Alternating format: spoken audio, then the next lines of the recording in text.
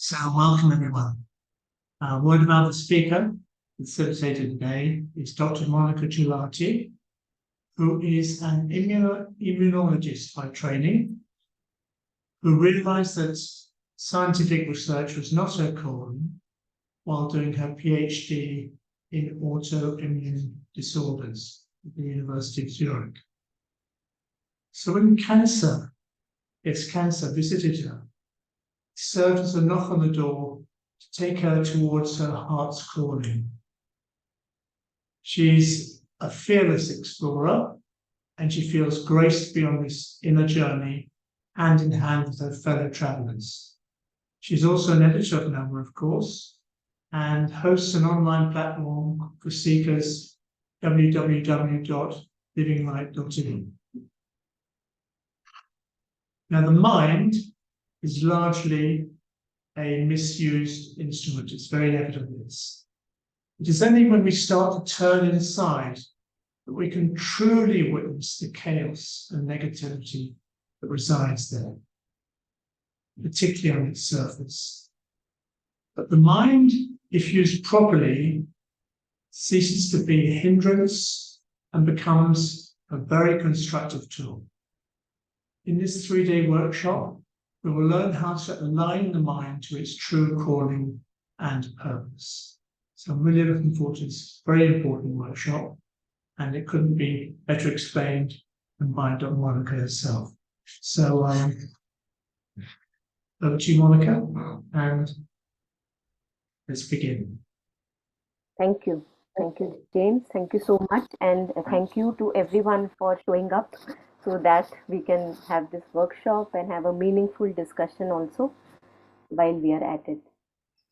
So something in the topic must have resonated, and that is why all of us are here today. So in the beginning, maybe 5-7 minutes we can take, if all of us who have the capacity to share, if they can share what brings us here, what are we looking for, because that would be nice, and we can put things in perspective then and address what we are looking for. So if some of us at least would like to share why are we here today, it would be nice. Yeah.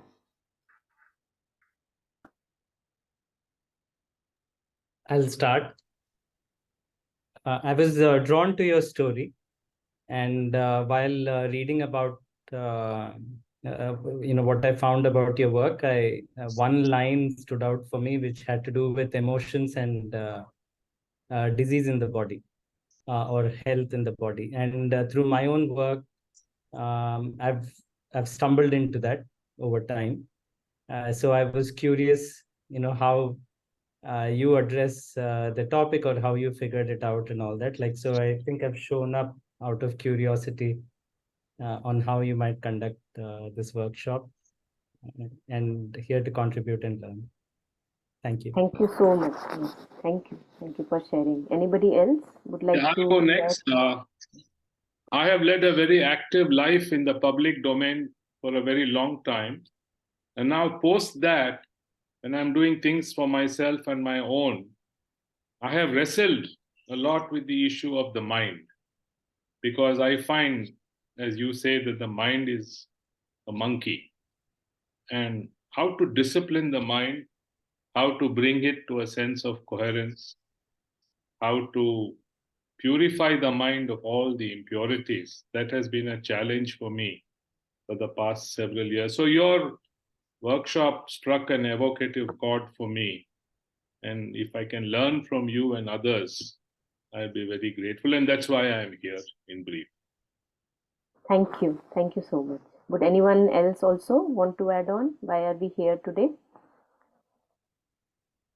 Yeah, it's been a long time. I'm also trying to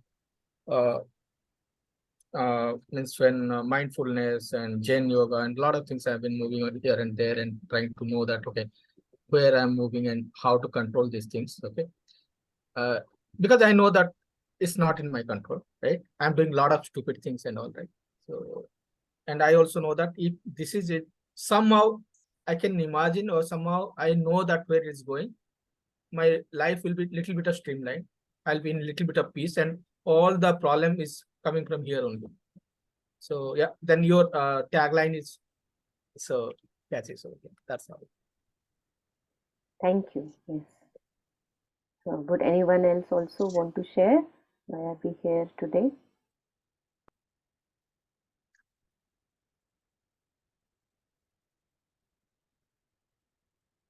Well, okay. Akshat Trivedi. I am.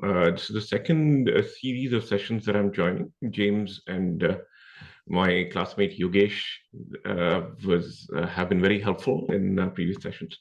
Just dealing with the number of things, and of course the mind. I think I have a creative mind, but it just has gone. And I'm really looking to get some guidance on getting my mind on track and getting back into a more productive phase of life rather than just looking at the past and being impacted by trauma. And your story resonated with me, particularly I lost my father a few years back because of cancer. He fought with a smile for 4+ years. I don't know if I have the courage, or I don't know many people who've done that. So your story definitely resonated with me. Thank you. Thank you so much. Yes. Anybody else before we start?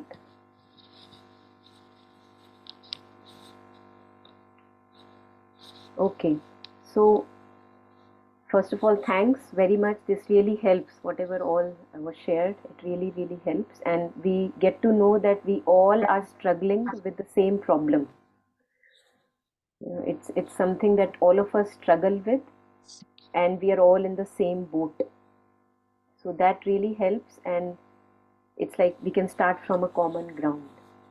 Now, first of all, before we begin to work with taming the monkey mind, or calling it a monkey mind, we have to get convinced that somebody is not muted. Can we please I think only James. James, do you have a background noise somewhere? I think a little bit of yeah, thank you. So before I start to tame the monkey mind, or even call it a monkey mind, I have to realize that it is giving me trouble. So before we go to a doctor for a tooth trouble, the tooth begins to give us pain, and only then we go to the doctor usually. So if we have a healthy tooth, or our teeth are healthy, we don't really usually, we may really go for a regular checkup, but usually we don't give it urgent attention.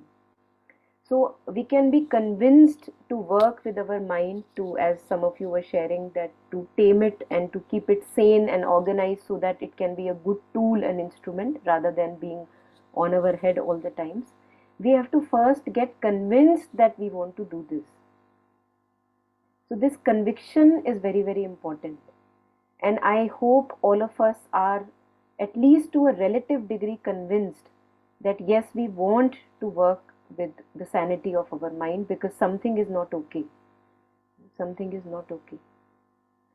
And as a couple of you were sharing, that we don't have mastery over our thoughts. Whatever thoughts visit us, we begin to think it. We have no choice as if. So a thought of a relative, a thought of a person we love, it visits us. What that person did to us in the past couple of days, or what was said to us, it just keeps on coming and coming and coming, and as if we have no choice that whether we want to go there or not really being there. So we have no choice. So if this brings us misery, if this brings us pain, and if we are conscious that this is a lot of drainage of energy, this constant rumination and regurgitation of past memories, past incidents, present commentaries, what you think about that situation, how that person did that to you right now, whatever is happening, or what will happen to us in future. So if all of that is bringing me misery and drainage of energy, if I notice that, then I can see that no, I don't want to be here. I don't want to be here. And then we can be convinced that, okay, I want neatness and sanity and tranquility in the mind. So why I am saying that being convinced is the first point, because say if mind is like how we have our houses, right? Every house requires dusting and mopping and brooming, right? And that we have to do every other day. If you miss cleaning the house or dusting the house for 2-3 days, you will notice a layer of dust on all the articles that are there, and it is inevitable. So as long as we have a human body, we can be sure that we need some servicing and disciplining of the mind on a day-to-day basis, like we dust our floors and mop our floors. So like that we need constant cleaning. But usually we are not conditioned like that. Usually we take it for granted that, oh, I have a mind, I have an intellect, and we rarely give any importance to its cleanliness, basic order and sanity in the mind. It's only when we struggle a lot in our life, when things are just too overwhelming, and then we realize that no, I have to either see a psychotherapist or a psychologist, because something is really wrong. I'm not okay.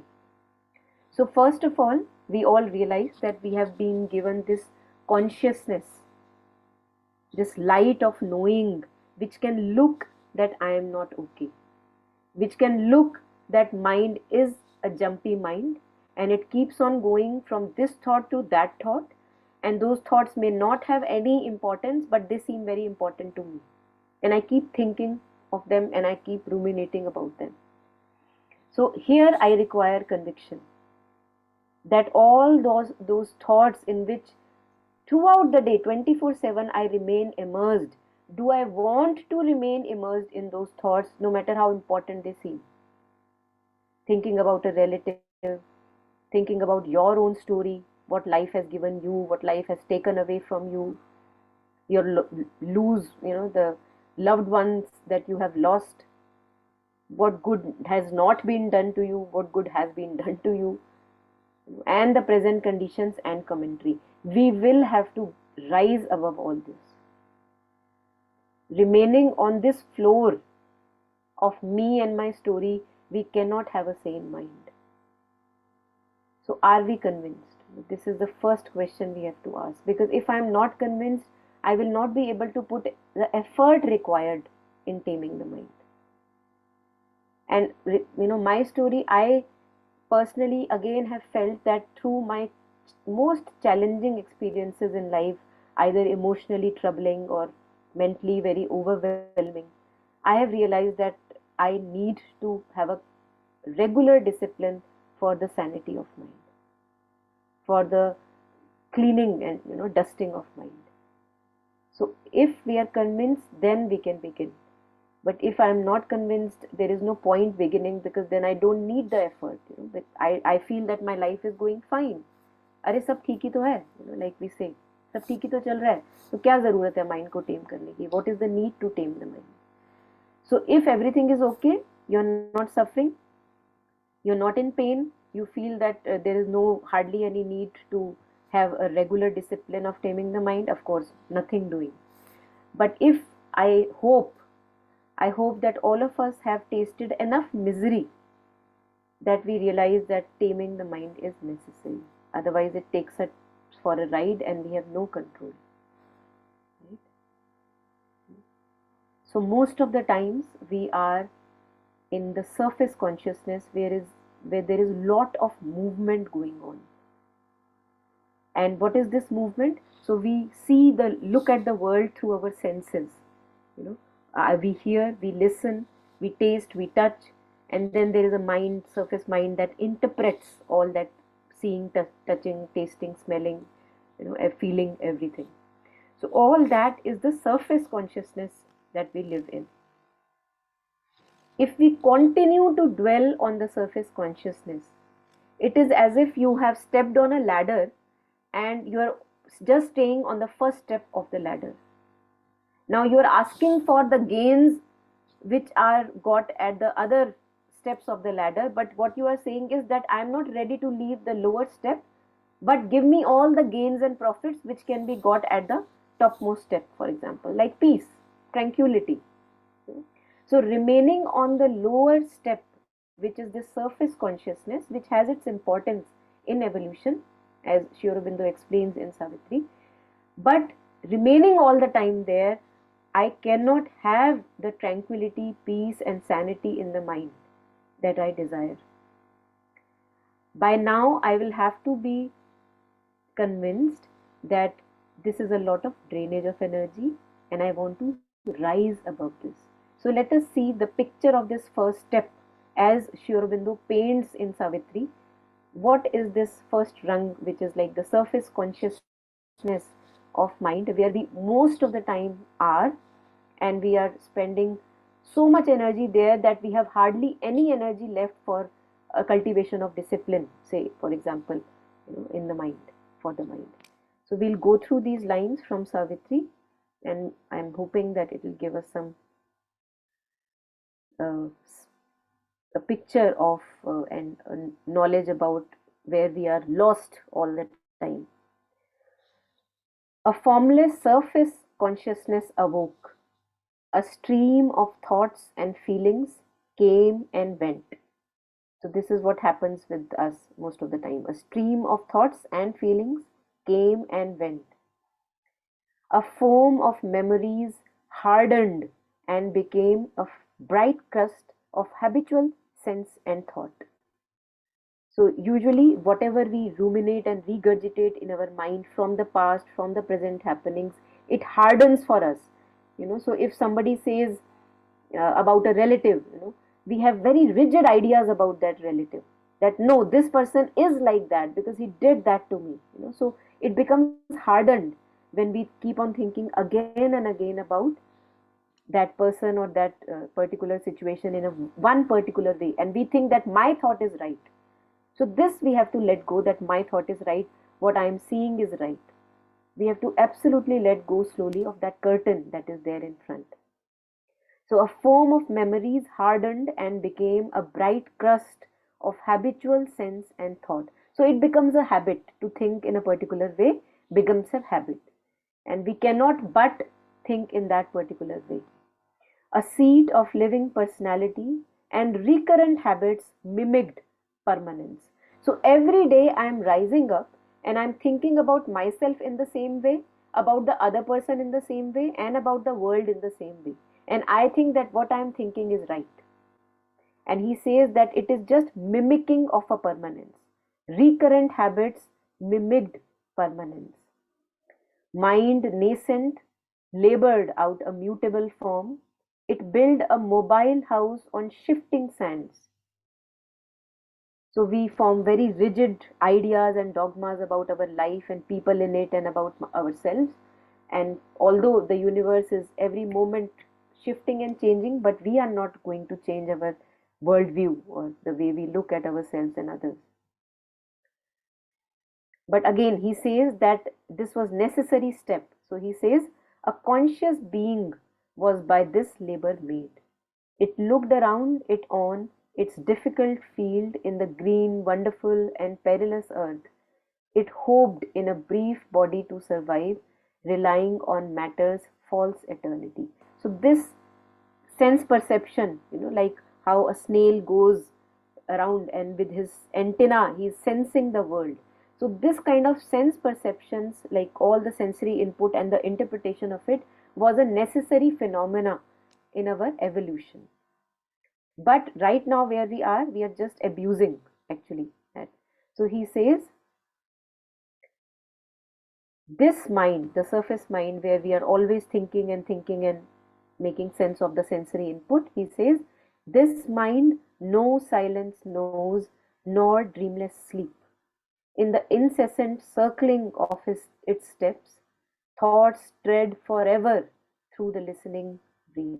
So this, most of us who can be a little conscious of what is happening in the mind, we can see that it's like a background chatter going on and on and on. The moment we rise up from the bed, again it starts. It toils like a machine and cannot stop. There is a tireless running to and fro, a haste of movement and a ceaseless cry. The hurried servant senses answer apace to every knock upon the outer doors, bring in time's visitors report each call, admit the 1,000 queries and the calls and the messages of communicating minds, and the heavy business of unnumbered lives and all the 1,000-fold commerce of the world. And then he says, and only a moment spends in silent self, the surface consciousness. This is the little surface of man's life. He is this, and he is all the universe. Unknown to himself, he lives a hidden king. So if we look at the content of our thoughts, we will see most of the time we are begging. We are begging for approval, validation, praise, respect, name, recognition and love from our loved ones, closed ones. All the time we are so busy, so occupied, and this is what keeps us occupied. So in Buddhism, they give us a very good hint and clue. They say that as long, not only in Buddhism, at other places also, they say that as long as we are lost in these 8 worldly concerns, we will not be able to have a sanity.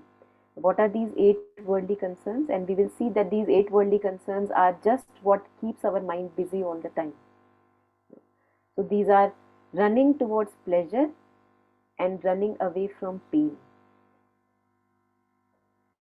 Second is running towards gain and running away from loss. So these are now 4: pleasure, pain, gain, loss.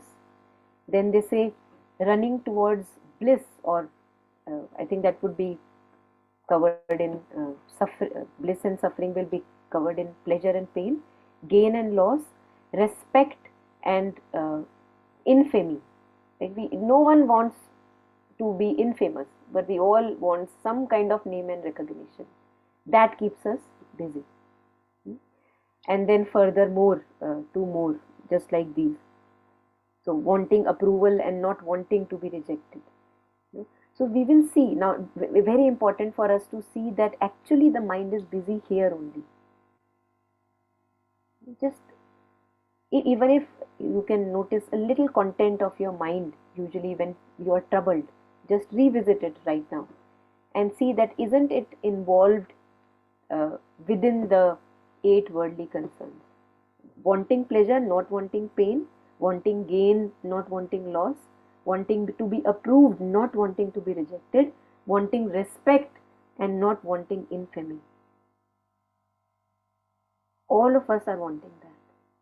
Now, as long as I have still a hope that the world will provide me the happiness that I look forward to have from the world, I will not be able to be away from these 8 worldly concerns, and the mind will remain busy on all the sensory input and the interpretations of the sensory input that it needs.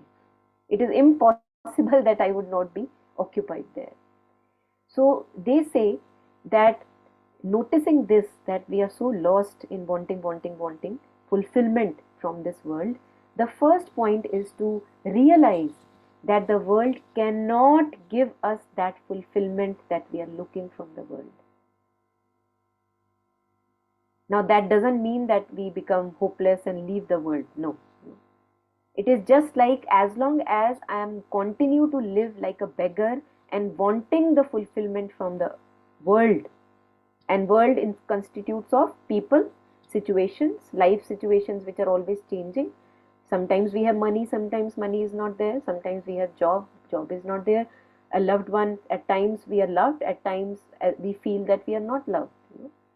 These kind of things have to be taken like a fact of our life, like they will be there. The world will be disappointing from time to time, and it cannot provide me with the fulfillment that I am seeking from the world. Now this makes us very, actually, rather than being hopeless, is actually makes us very empowered. Feel it, in the body, that knowing that this world cannot give you anything that you are looking for, the fulfillment, the lasting fulfillment that we are looking for. Not temporary happiness, but lasting fulfillment. So when I know that the world cannot give me that, because everywhere are beggars like me. I am also begging for these things, and the others are also begging for these things. What can a beggar give another beggar? So when we realize for ourselves, not just because I am saying it or Buddhists have said that, when we realize for ourselves that that is true, everyone is begging, and the world so far has not been able to give me lasting happiness or contentment, then we become very self-empowered. Like Mother says, never rely for anything on the world but on the divine.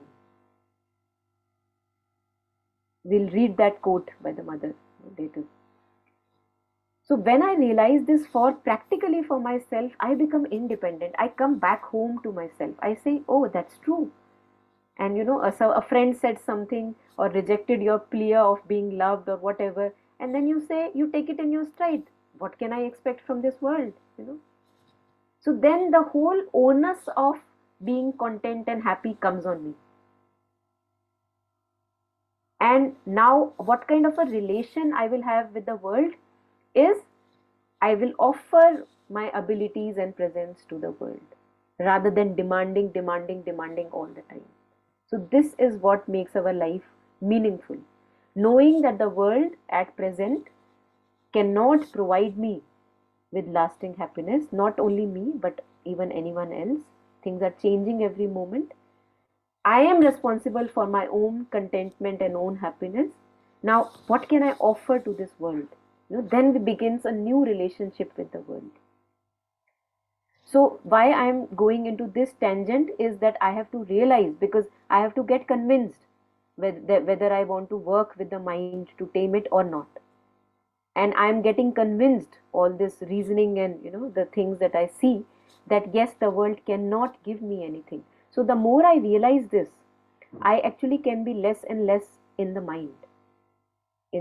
I won't be lost in the thoughts, because most of our thoughts are oriented about me, my story, my family, what happened to me, what will happen to me. Now I have realized that okay, this world cannot give me anything. Now what? So this is a state of, in Hindi scriptures we call it udasinta, udasinta. From Sanskrit it comes like you are seated above the whole world, and you are saying that okay, I don't want anything from this world. So you get in touch with something within, and you say that I am responsible for my own happiness, content, or whatever it is. So it's actually, in the beginning it appears like a very hopeless state, but truly it is a very inwardly fulfilled state where you stop living like a beggar. And we just read a line, unknown to himself, he lives like a hidden king. He lives a hidden king. So we are sitting like, there is a very famous story that a beggar is begging throughout the day, and actually where he's sitting, if he digs, there is treasure. He is a king, but he doesn't realize that he is a king. So this is about convincing ourselves not to remain in the surface consciousness all the time, and to be less and less unsure of all the thoughts and storylines and the wants from the world. You will get nothing. The world cannot fulfill you. It does not have the capacity. So please leave it aside. The demands, the expectations, please set them aside. The demands, the ripples of the demands may be there. We don't have to fight with them that why the ripples of the demands are still there. But we don't have to buy into the dictates. And every time, every next moment, whenever we have an interaction with the world and somebody disappoints you, the life situation disappoints me, take it in your stride. That, oh, what can I expect? This is what, Buddhism says. Samsara is disappointment. And it is not said in any life negating way. It is said in a very positive way that it cannot give you lasting contentment. So don't look for that here.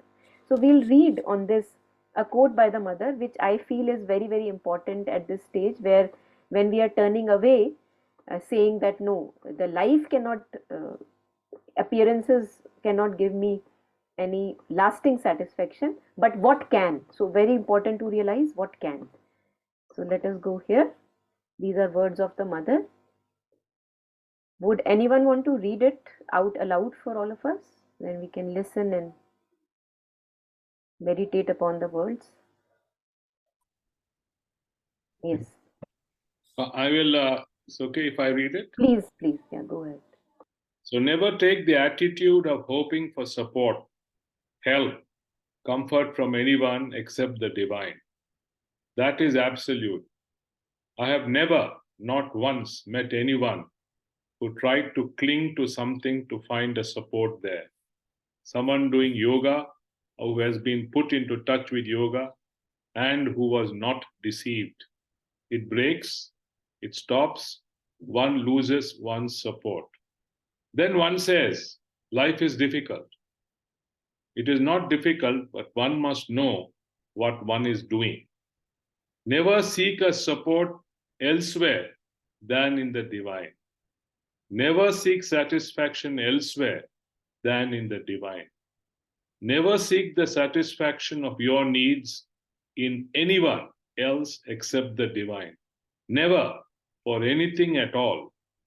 All your needs can be satisfied only by the divine.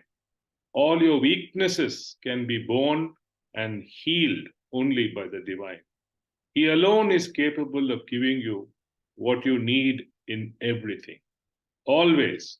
And if you try to find any satisfaction or support or help or joy or heaven knows what in anyone else, you will always fall on your nose one day, and that always hurts. Sometimes even hurts very much. The mother.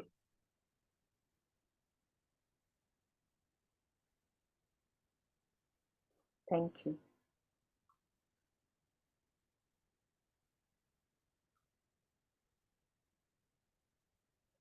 So like that, we can come back to ourselves, and whenever next time the thoughts and feelings which are repetitive in nature, which disturb us again and again are coming, we can choose to ignore them. They can stay. Like we may have a spider in our house and it can stay. We can coexist with the spider or ant that is there in our house, especially in Indian houses, or houses which are made on the ground floor. We have many such insects living together with us. We have no problem, right? So we have to, because these are, so it's like, a ball has been running for lifetimes. We can't expect it to just quickly come to a stop and not appear at all. So in the movie A Beautiful Mind, some of us may have seen, which is about a true life story of a mathematician, John Nash. So he's having hallucinations and he's seeing people who are not truly there, and he gets entangled with those people, and too much entangled at one point of time. So he has to, with his willpower and lots of help from here and there, he rises above all that hallucinations. And towards the end, they show in the movie, he's walking, he's now got a Nobel Prize, and he's walking with a professor in his university. And the professor asks him, do you still see those people? And he looks around and he sees those people sitting on the benches. And he says, I do see them, but I choose to ignore. This is what we'll have to do. So the impressions of our thoughts and habits of thinking and feeling, which we have cultivated for a long time, we cannot expect that they just disappear like that. They won't. But we will have better things to do. So we'll have to ignore them, actually, like how ghosts, like appearance is there, but there's nothing really. Like how in Buddhism they say it's like empty bubble. You touch on it and it's empty from within. Outside is very colorful, all kinds of colors are there, but you touch it and you see that from inside it's empty. So as we are convinced more and more that I haven't found and I won't find anything here in all the occupations of the mind, I will be ready now. This is the readiness, the ground that we are preparing to work with the mind, to have a beautiful mind actually, and to cultivate all that the mind is capable of, to clean the ground first. So whenever we have, to clean, we clean the garbage first, and then we put it fresh furniture or fresh benches or whatever. So first the thing has to be clean, and as I was sharing, the cleaning has to be done every day. Cleaning has to be done every day. As long as we have breath in the body, the cleaning requires to be done. And usually in the beginning, any thought or feeling won't come like, oh, I am garbage, remove me. No, they will show a lot of promise and glitter to you. They will come as very important thoughts. Oh, think about me. I am very important. Rest all is maybe garbage, but I am not. And we will be lured into thinking. So we have to know this. It's like, kind of a trick. So it comes, some thought or storyline, it comes and it compels you to think about those things. And it doesn't make itself appear like garbage. No, it doesn't smell at all also. But it says that I am very important. This you have to think. So it's like a garb that it wears. And in Sri Aurobindo's Savitri, we see that he calls these things cherished guests. So as long as these are cherished guests for us, we take entertainment in them and we take delight in entertaining them, we won't be able to say no to them. So we will have to parallelly give ourselves a new taste. Like a person who is earlier used to eat very oily and spicy food, but now he's got a stomach problem. So he realizes, no, I have to switch to now boiled food, say, for example. So slowly, he gets a taste of boiled food, and then he observes the impact of the boiled food on the body. He sees that, oh, I'm relatively lighter. I'm not having so much of burps or whatever, farts, whatever that used to happen earlier when I used to have unhealthy food.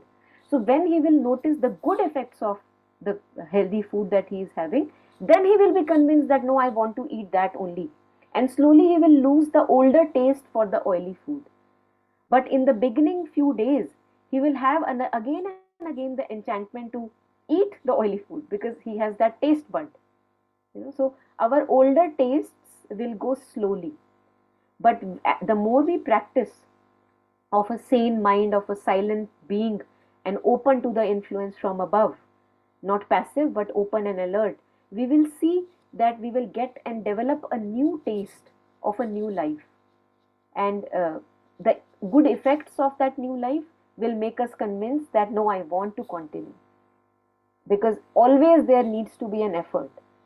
Discipline also always requires effort. All of us must be disciplined in some or the other part of our life, if not mind.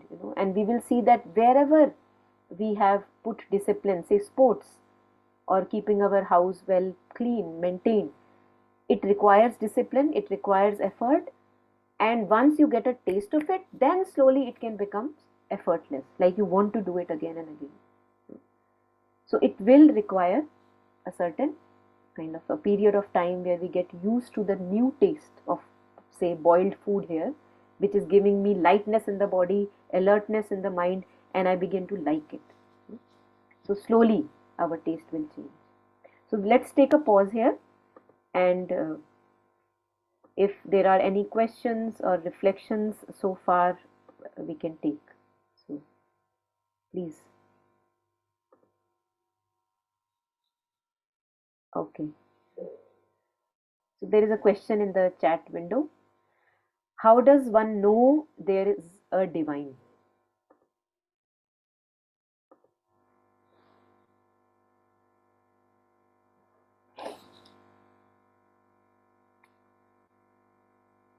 I think the story that is coming to me is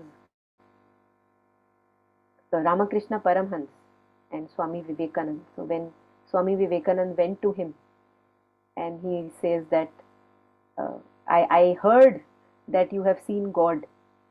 I also want to see God. So Ramakrishna took him to a river, I think, and he put his head in the river. And then he was panting for, he wanted a breath, saying, like, please, one breath, give me. And he was like struggling. And then he pulled out his head from the river. And he says that, like this, when you want to see the God, to see the divine, then you will have it. So we may not want it. We see right now, nobody is here to prove anything, right? It is your practical experience, and I would not be spending much time on whether there is a God or not. It is okay if you, even if we feel that there is no God, to have a healthy mind is something that we all want to have. Yeah. Yeah. So we can start from there, because I don't know how to prove it. Actually, No, I'm not asking for proof. I'm just see life's experiences. Okay, I had a pretty conservative upbringing. My grandfather was a priest. It's no less.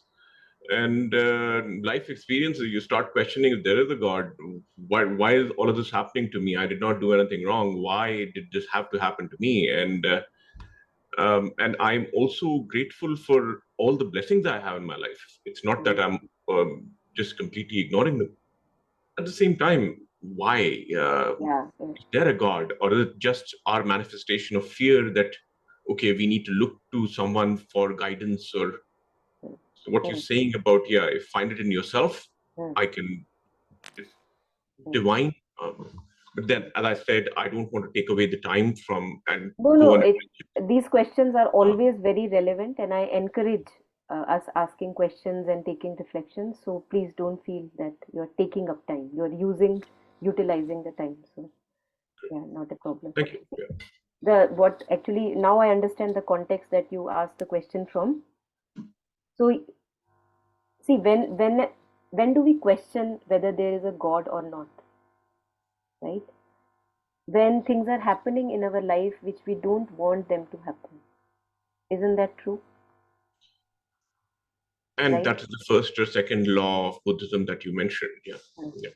Right? So things happen in our life. Say, for example, we have a set family, and we have been living in this family and having loved ones around us and very good harmony between the family members for a long time.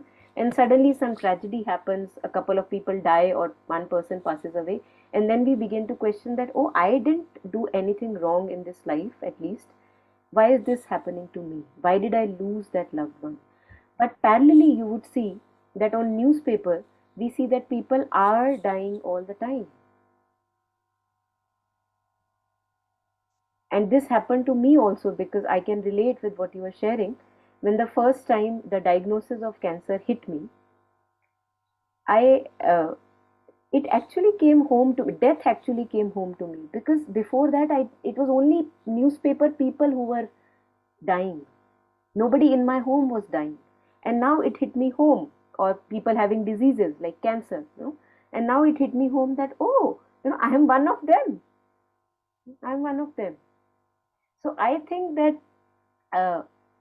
first of all, in our education, we are not reflecting usually upon why are we here as human beings. Only rarely would be either a school or a gurukul or whatever, where we are reflecting upon why are we born as a human being. So mother says that we are born as a human being. The main purpose of our being human being is growth of consciousness. The way we ripen, the way we mature in our consciousness. The purpose of our life is not to have set families and nothing to be happening to those families, no tragedy, no trauma, because we will see that it is only through tragedy, through trauma, that most of us grow exponentially. In the most challenging periods of our life, we grow exponentially. Growth of consciousness, and it is very troublesome. That's why mother says endure the pain, because pain will be there. So if we take it as a ground that the main purpose of being human is growth of consciousness, and rest everything is secondary, the events of life, whether good or bad, then it will not surprise me, and then I won't ask this question whether there is someone or not, right? Because I'm growing, I see that I'm taking my lessons. But when for a long time it is not shared with us, we don't reflect upon why are we here as human beings, then it comes as a surprise, as a shock, or which actually is welcome also, because that also is part of our journey. in that growth. So the growth, the purpose of life, Mother also shares, the purpose of life is not to be happy. Okay. It's very interesting. Okay. Yeah. The purpose of life is growth of consciousness. And if you now would reflect, or if all of us who are going through the similar phase, if we can reflect that, hasn't the challenging situation given us a certain kind of ingathering of consciousness and a coming back home? Whether it may be disappointing in the beginning, but hasn't it done that? We will see that to a relative degree, it has given us a certain ingathering of consciousness. For sure, for sure, for sure. Yes, I do not disagree. I actually agree with what you're saying. It raises the conscious level. It raises maturity also, if that may be a different way of saying consciousness. Yeah, that's fine. There are others with questions. I would respectfully defer to them for the time, and maybe some other time we can talk about it. Yeah, Thank you very yeah, much. yeah. Yes, Jairaj. So for me, the greatest disturbance of the mind, in a way, the greatest pollutant of the mind is fear. Fear of various kinds, fear of dying for myself and for my loved ones, fear of rejection, Yes. fear of failure, fear of alienation, all sorts of fears. And I find in my case that these fears are now coming home to roost, so to speak.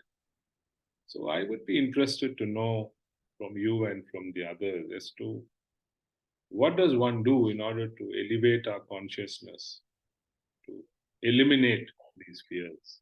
Beautiful. Yes. Some point in Yeah. Yeah. Beautiful. It's like, we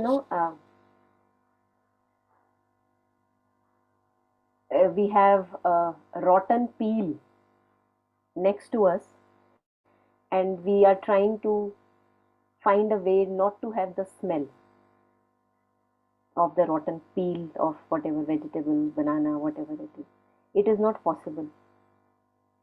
So what I'm trying to say is, as long as there is this sense of limited me, who am I? I am the one who is ending right where this body ends, right? That is who I am.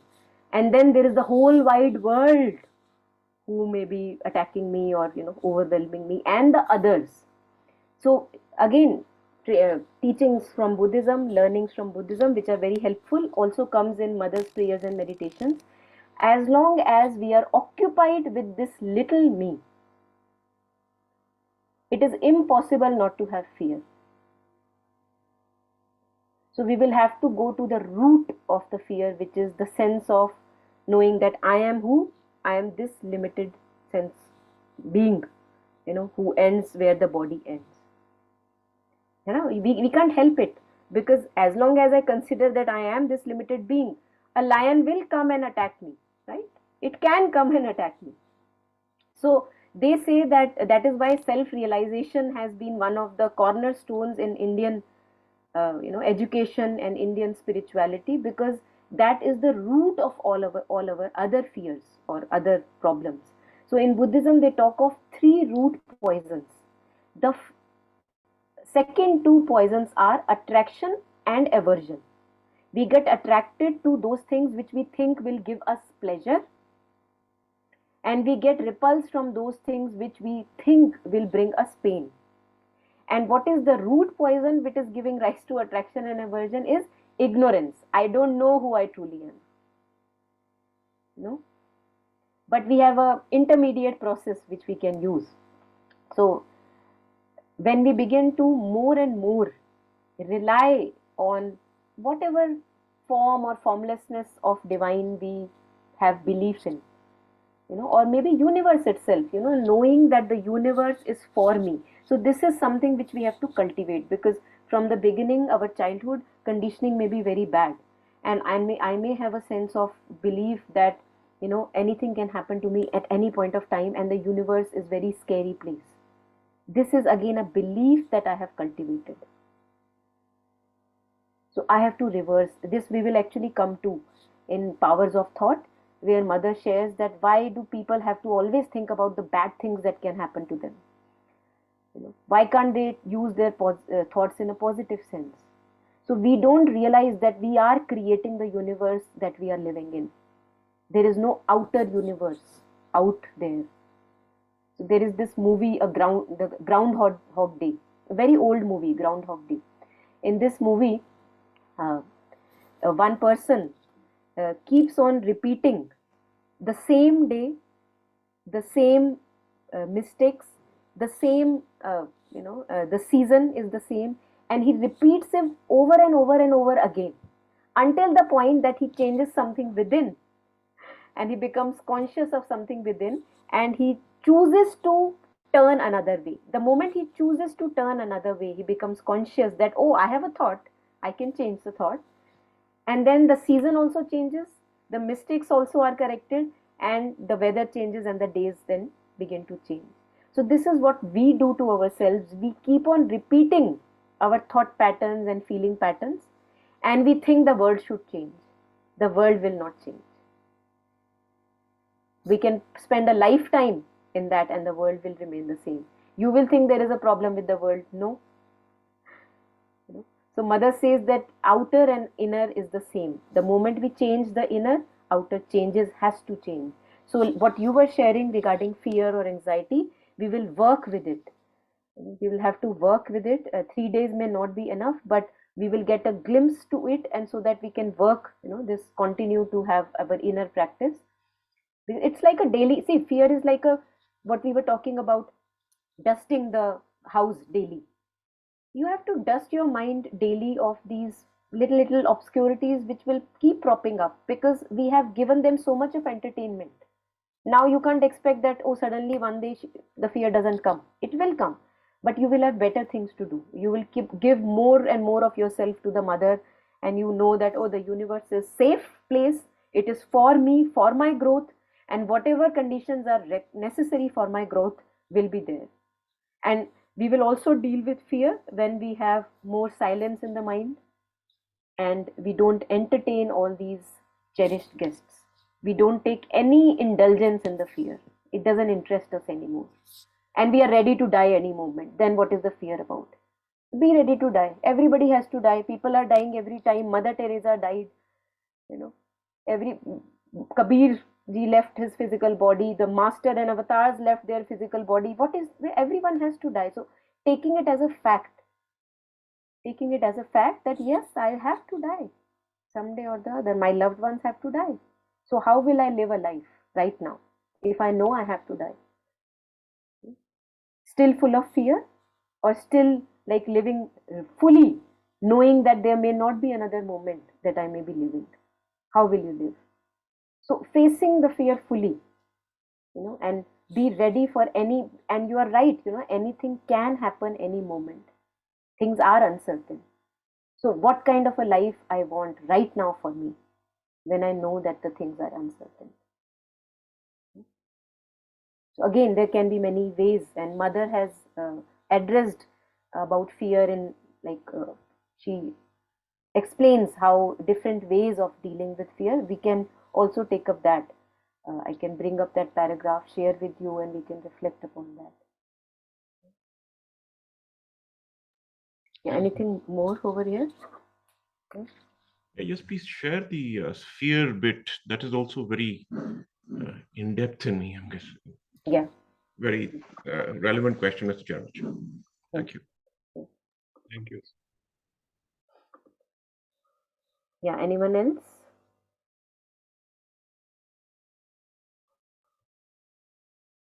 So there are beautiful compilations by the Mother. Some of us may be already aware of it, some of us may not be. And one of them is called Integral Healing. So some of you were interested in health. Integral Healing is a beautiful compilation of all the aspects of healing required to heal fully from within and without. So from that book, I'm taking, since the topic is ripe and it's like fresh, let me take this topic. It's a small paragraph, not much. So here, mother talks about getting rid of fear, and before that, she talks about how fear is the worst problem. Fear is the worst illness, she says. We can see here. She talks about sanitation and health also, where she says that people who may not have anything in the mind about dirty water, like that water is as good for them as anything, then they won't get ill with that dirty water. But other people who may be coming from outside, outer countries, and they may look at the water and think that, oh my God, I can't think of having that water, they will get sick faster. So that is what comes before this. So here mother gives a few remedies for curing ourselves of the fear, since fear is a very sad state of affairs which kind of invites all the other diseases and problems. So she says, there is a small remedy which is very, very easy, for it is based simply on a little question of personal common sense. You must make a small observation.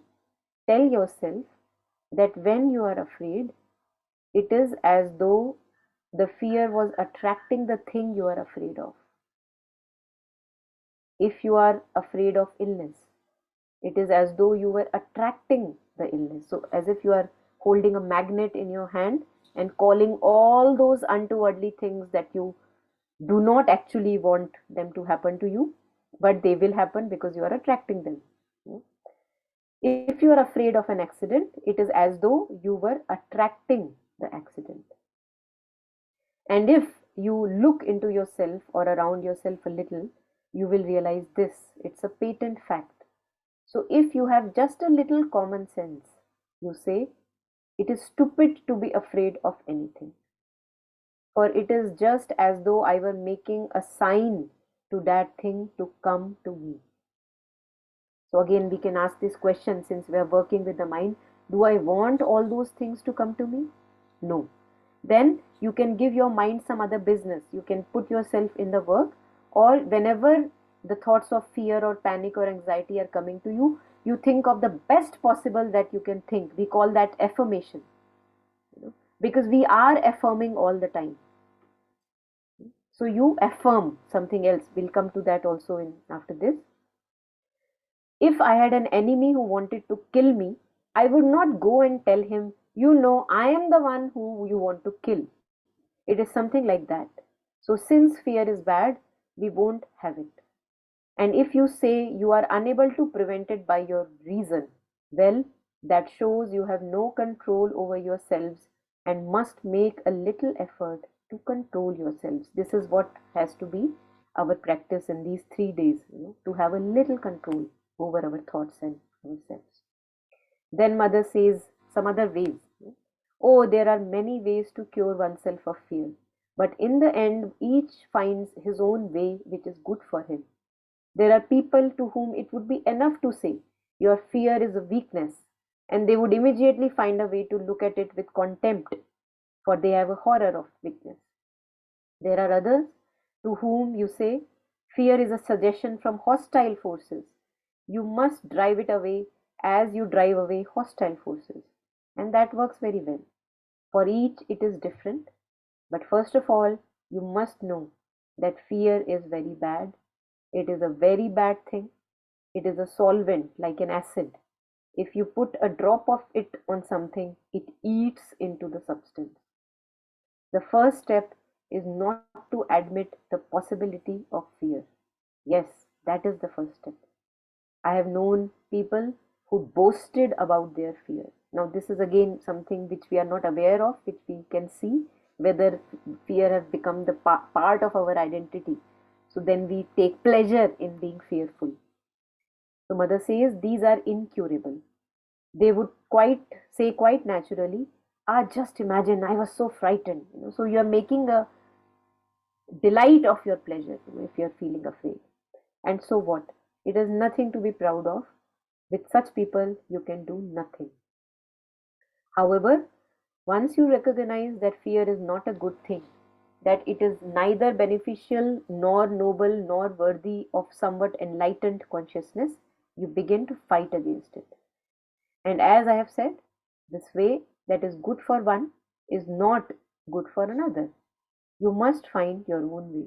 It depends on each person. Fear is also something terribly collective and contagious.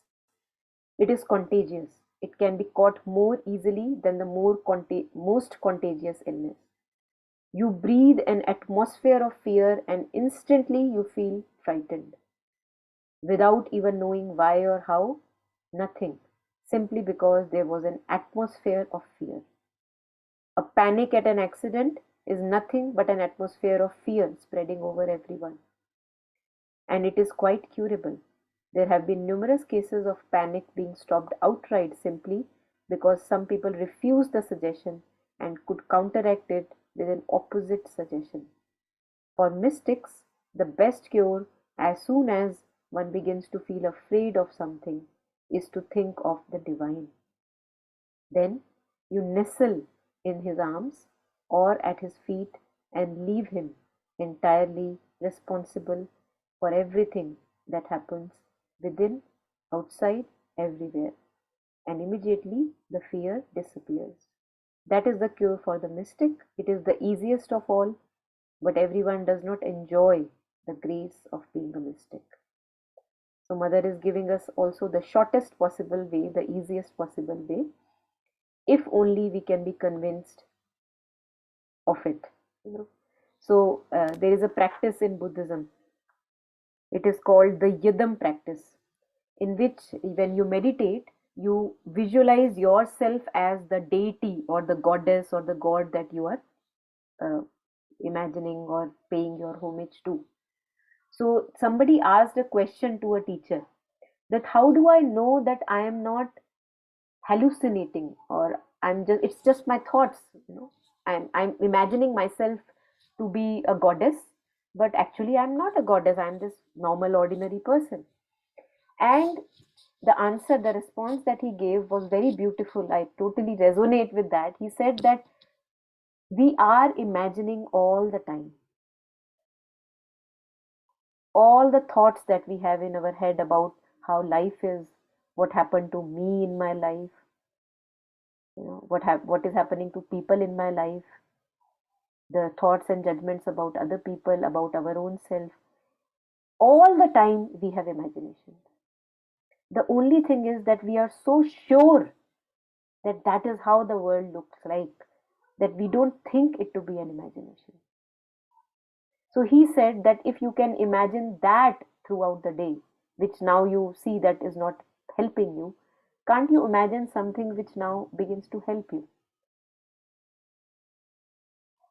Problem is that हमको लगता है that this that we are thinking all the time is not imagination. But when I am imagining the divine or being nestled in the divine arms, that is my imagination. So this is rigidity of our arrogance. I am taking for sure and for granted, like a scientist, I am not questioning that all the things that I have been thinking for years, because I have been thinking about them for years in one particular manner or way, they appear more concrete and hard to me. And they feel that, oh, this is the world, but this is my imagination. How is that possible? Can I question that? So we have to question the way we are living. And if thought patterns and feeling patterns are now not benefiting us, we have to be wise enough to drop them and to imagine something, even if it is an imagination, and to imagine something which actually makes good of our life. Because we have to know that we are imagining actually all the time. Imagining that people will harm me or something untowardly will happen to the family is also an imagination. Of course, the reason will come up and say, no, no, no, it is not imagination. See, I have all the facts lined up, which will tell that this is true. Now, the question that we have to ask is that if all this way of thinking and feeling is helping me, then of course I continue. Nobody can convince me. But if I see that it is not helping me, it is making my life miserable, giving me a very disappointed look towards life in general, won't it be a high time to change it? Why am I a human being at all if I can't change my habits, which are unhealthy for me? So all the habits of mind, the habits of thoughts, the habits of feelings, the way I feel, the way I think, mother says, question, why do I feel that way? Why do I think always in the same way? Can't I change? For once, can't I imagine that I am in the lap of universe and I am child of the universe and taken care? That doesn't need any divine presence. Universe is there, we all know as a scientist, right? Knowing that the universe is for us and not against us. We are nurtured in the lap of universe, and only those events will happen which are required for our growth of consciousness, and those which are not required won't happen. If something is happening, it means it is required for growth of consciousness. So to take it in that attitude of a warrior, like Sri Aurobindo uses the word, the Aryan spirit, the Arya. Who is an Arya? The Arya is the one who makes, at least tries to make, a right choice every moment. The choice which reveals the Godhead within, not mask the Godhead within. So we have to be very conscious because we have been given this consciousness. Consciousness is the basis of our mind. This consciousness tells us what I am thinking, what I am feeling right now. I am conscious of it. So with that consciousness, I can look at my thoughts and feelings and I say to myself, is this serving me well? Do I want to think like that? Round and round and round. Because there is no other divine seated anywhere separate from me. Actually, I am creating my own universe. So in one sense, I am the divine. In the deepest, most sense, I am creating my own universe. The moment I shift my attitude, the world has to change. So taking the onus and responsibility, that fear, like what we were reading, what do I want to do? Do I want to be fearful the rest of my life? I don't know how much life we have. Or do I want to confront the fear of death? Know that yes, I am going to die. I am also mortal, like other mortal beings. If avatars have come and gone, who am I? So knowing that the world for me, in this sense of a mortal body, can end at any instant, what kind of a life would I like to live?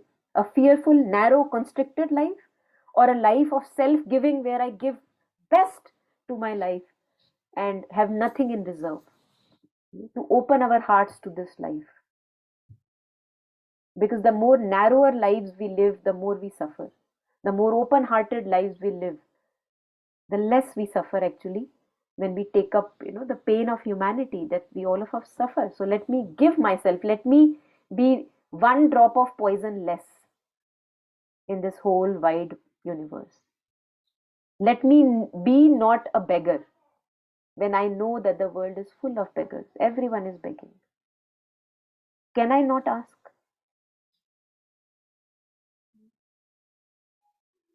So again, I'll share this paragraph on fear by the mother. We can reflect upon it, meditate upon it, and know that what do we want to choose, and then make that choice, and also make a little bit, cultivate. Again, it requires cultivation of a discipline, that I don't allow all those thoughts and feelings which are negative and disturbing in nature, because I don't want that chaos in my being.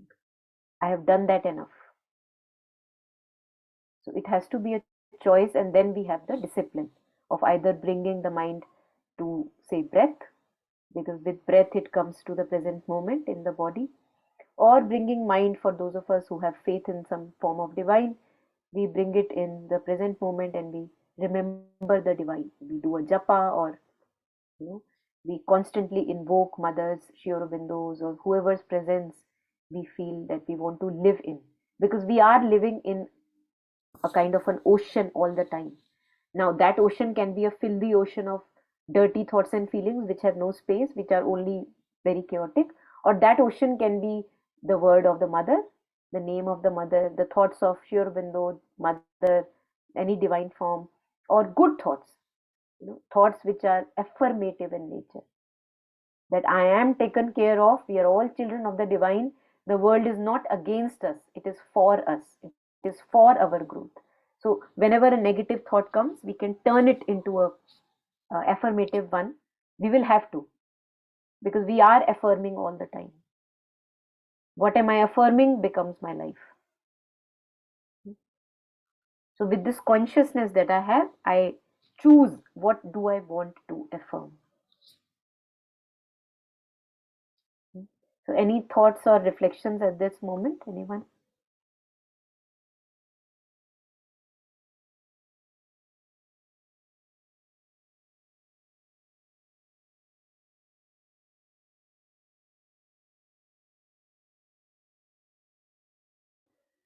So I'm going to read something from the mother. There is this compilation again by A.S. Dalalji. It's called Powers Within. I'll share that compilation as a PDF on the group also. Mother shares, people always need to make their mind run, run, run. But then make it run on the right lines. You will see that it has an effect. For instance, let it go like this, that I shall learn better and better, I shall know better and better, that I become healthier better and better, I become healthier, and all difficulties will vanish, and wicked people will become sweet and good, and ill people will be cured, and houses which should be built will be built, and those things which should disappear will disappear. But giving place to better things, and the world will be a sorry but giving place to better things, and the world will move in a constant progress. So I'm affirming that within my mind, and at the end of that progress there will be a total harmony, and so on. Continue thus, you can go on endlessly, she says. But then you will have around you and around your head all kinds of pretty things. Those who perceive, so mother shares at another instance that we are always surrounded by the things that we think of. We have to become conscious of that. What am I thinking throughout the day? So like this, what mother is sharing in this few lines, that if any negative thoughts come to you, if any loopy thoughts which you have been thinking for years and ages, in which you find yourself stuck, they are coming to you, make them run in a positive way. In the beginning, it will appear that you are faking it. It will appear like that you are faking it. But you have been faking for years, and that doesn't appear like faking anymore. That's also faking. Because the world is not what I am thinking about the world. No, it is not. The people are not what I am thinking about those people. My life is not what I am thinking about that life. It is just like a curtain that has come in front of me. So if I have to create a curtain, why not create a curtain which is beneficial, which opens my heart rather than closing my heart? So knowing that all that I have been thinking and feeling in all these previous years is also a faking which appears true to me. So in the beginning, whenever we cultivate a new thing, it does appear like as if who am I fooling? I'm faking myself. But that's why we prepared the ground in the beginning. If you are convinced that the older ways are not working, then you will be convinced that now there is no other way for me. I have to begin to cultivate some new life for me, new way of life. So in Savitri, there are many beautiful lines. Again, as I said, time is not enough, because the moment I begin to talk about it, I realize that there is so much Mother and Sri Aurobindo have given. Time is not enough, that and we have all to do in our own silences. In Savitri, there are many, many beautiful lines where Sri Aurobindo says about how our thoughts and feelings become like a curtain in front of us. They do not let us see truly how the things are.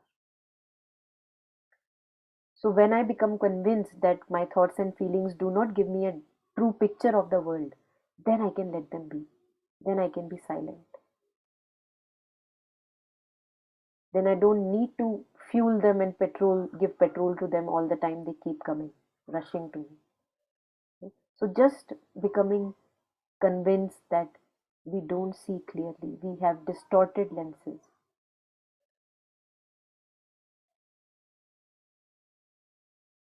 Yeah. So anything again at this moment, anyone?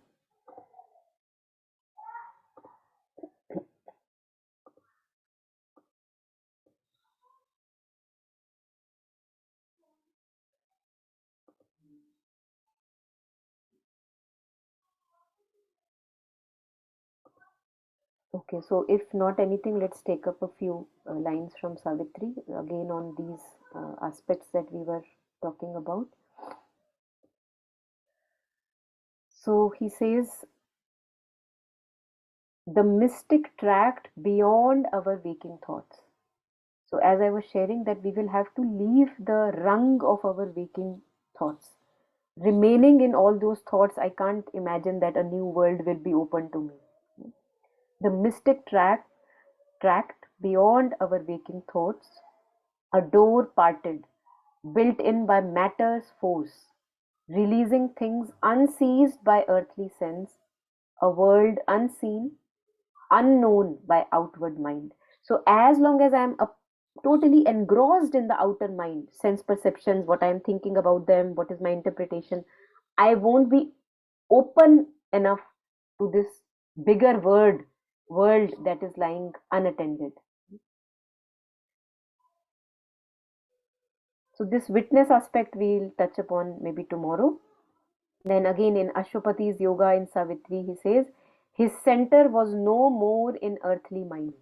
Earthly mind is all this sensory input and the interpretation of the sensory input. Whatever I listen and hear and see and touch and feel and taste, and the interpretation of it, that is earthly mind, sense perception, always lost there. So his center was no more in earthly mind. A power of seeing silence filled his limbs. So as he rises above this earthly mind, he begins to see truly. Then he shares, again, these are randomly picked up lines from Savitri. His soul stood free, a witness and a king, absorbed no more in the moment-ridden flux, where mind incessantly drifts as on a raft. One thought comes, we are gone there. One feeling comes, we are gone there. Some past memory, gone there. Like that. So if we have done that enough, then we can decide to be the witness, to take the stance of the witnessing aspect. Hurried from phenomenon to phenomenon. And then he shares, his soul could sail beyond thought's luminous bar. So thought has been labeled as a luminous bar. It is helpful, but it is still a bar. So if I want to touch the deeper aspects in me, the higher aspects in me, I will have to leave the domain of thought for at least some time. I can come back. His soul could sail beyond thought's luminous bar. Mind screened no more the shoreless infinite. So how the shoreless infinite, which we all are craving for in our ignorance, is screened by the thought of mind. And there is much more, of course. I can take it up tomorrow also. And in Savitri's yoga also, again, very beautiful lines when Savitri is very grieved that Satyavan is dying now, about to die, and she's grieving very deeply. A voice comes from within her, and it says that, are you here for grieving? What will you say when you go back and you say that your mission was not done fully? Go deep in yourself and dig your deeper self. You're not here for this. So I think there in Savitri's yoga, we all can resonate a lot, because from time to time we grieve in our life for loss of our loved ones, for things that happen to us which are not really that we wanted to have in our life. But then the voice says that this is not the purpose why you were born. You were born to fulfill a mission, and each one of us have a mission. We are not here to have a secluded family of 4 people, 5 people living happily forever after. It doesn't happen. It is not the design of creation. So we all are given challenges where we are forced and compelled to look for our deeper self. And that is where, again, Savitri's mother, she's crying, she's saying that what is this cruel life? Now Savitri has to go through this awful stuff in her life, and she's complaining, like she's narrating the whole of human life, how it is so narrow, constricted, full of life, full of pain. And then Narad brings the reply. She says, because we don't change our ways, I'm just saying the crux, we can take up the lines also, that is why pain comes. Because if not for pain, we will never turn our insight towards our inner self. And we all know that how through pain, through suffering and misery in our life, we are compelled to look for something deeper in this life. Because we question that no, life can't be this so much pain. There has to be something higher. So that is the necessity of pain and suffering in our lives. That if not for pain, we will not turn within.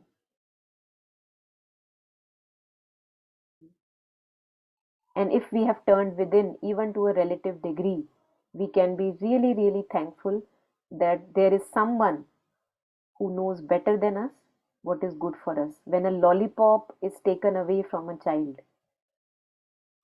he of course feels how cruel is my mother. No?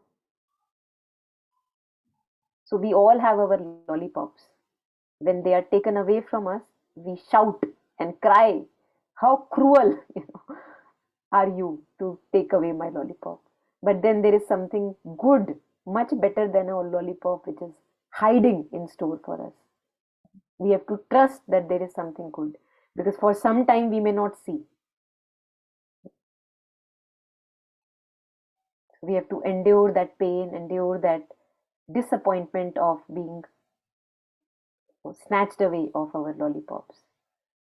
Or for example, another example can be when we are, if we have a handicap, and like say we had an accident and we are using the crutches for a long time, and now the person who is facilitating us, he removes the crutches suddenly. Now we may of course fall, but he knows better that we are ready now. So with little bit of effort, we will now learn to walk without the crutches. But when the crutches are taken away, it feels so painful. That, oh, it was better with the crutches, why did you take them away? Because I have to put effort now. But the facilitator or the physiotherapist, he knows better that I must be ready, that's why the crutches are being taken away.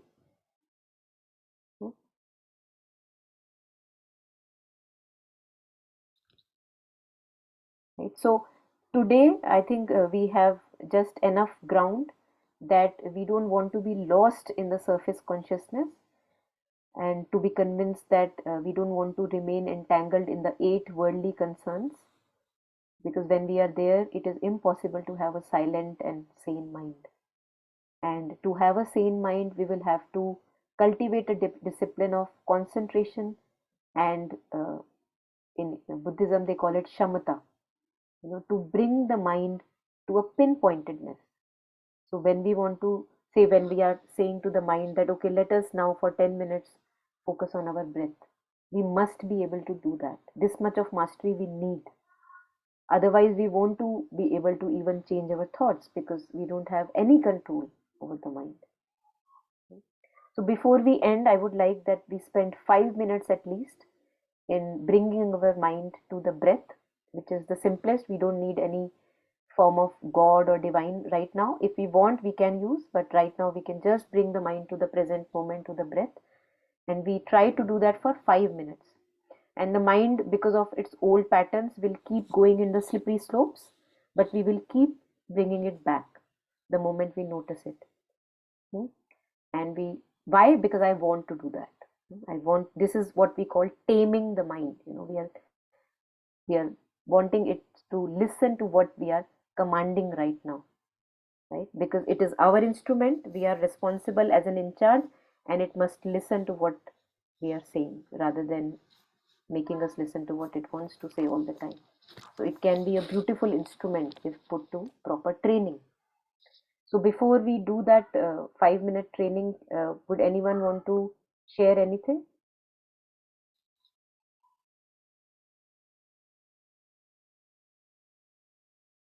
Okay, so let's do this. Saying to ourselves that I am ready, I am convinced, I am ready. Even if half convinced, I want to give it a try.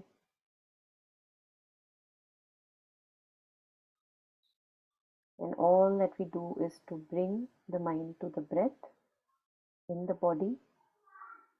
And if we slip, we keep bringing it back without any judgment. We keep bringing it back. So this we do for 5 minutes. I'll let you know.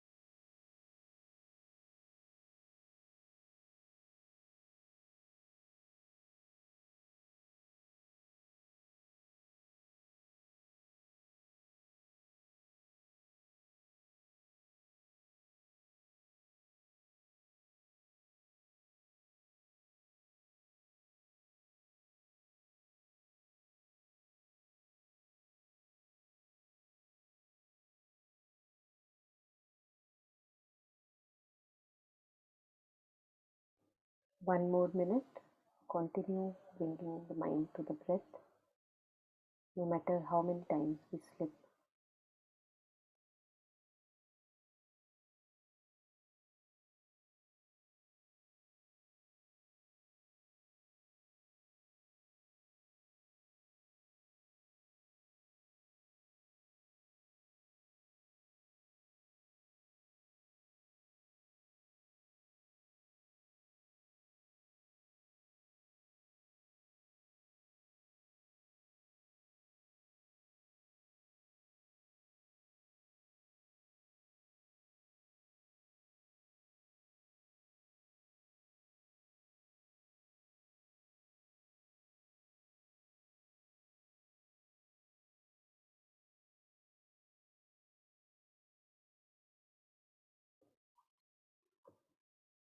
So here we have a taste of taming. This is how we are trying to tame the mind. And later on, when it becomes a little ready, we can begin to train it also. So we can all take a little homework. I'm also giving that homework to ourselves, to my own self, which is we can spend 5 minutes in the morning, 5 minutes in the afternoon, and 5 minutes in the evening or at night time when we are ready to retire, of doing the same practice. And no matter how many times we will slip, it's not a problem at all, because the mind is accustomed to go to those thoughts and feelings, because we are just habituated. It will go irrespective. The moment we look at it going away again, we bring it back to the breath. Why? Because we want to do that. So 5 minutes, 5 minutes, 5 minutes, if those of us who would like to do, and then tomorrow we can share, if we want to share our reflections, although it's a too short time to share any reflections, one day of practice, but still it will give us some idea of the practice, and some idea of having a clean space, that we only want to think what we want to think, and we don't want to entertain the thoughts that we don't want to entertain. So whenever we have time, and those of us who may be enthusiastic and eager, they can actually utilize all the empty pockets of time that we have, bringing the mind to the present moment, living in the here and now. And this can be done throughout the day, bringing our mind to the breath, not lost in the thoughts and stories. So that's a little homework for all of us. We can share about that tomorrow. Yeah, with that, thank you so much, and thank you, James, for providing the platform. Yeah, thank you, Monica, and very fruitful practice too. Yeah, excellent. Okay, so until tomorrow, everyone. Thank you. Bye. Bye. Thank you for participating. Excellent session. Thank you. Bye. Thank you. Thank you very much. Thank you. Thank you, James. Bye. Thank you.